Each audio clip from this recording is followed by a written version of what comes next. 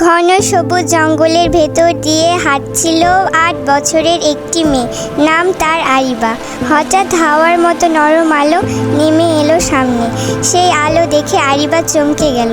সেই আলোর মাঝ থেকেই বেরিয়ে এলো এক ছোট্ট পরী, ডানায় নীল ঝিলিক, চোখ দুটি যেন তারার মতো উজ্জ্বল। পরীটি মৃদু হেসে বলল, ভয় পেও না, আমি এলিরা।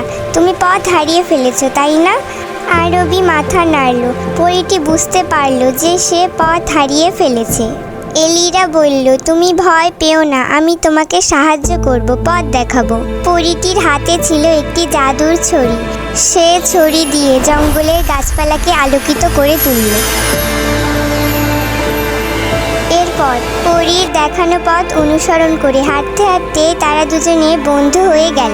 অনেকটা পথ গল্পে গল্পে তারা এক সময় জঙ্গলের শেষ প্রান্তে এসে পৌঁছাল। এলিরা বলল, এখন থেকে তুমি কখনোই একা নও। আরিবা হাসল, কারণ সে জানতো পরীর আলো চিরদিনই তার হৃদয়ে থাকবে।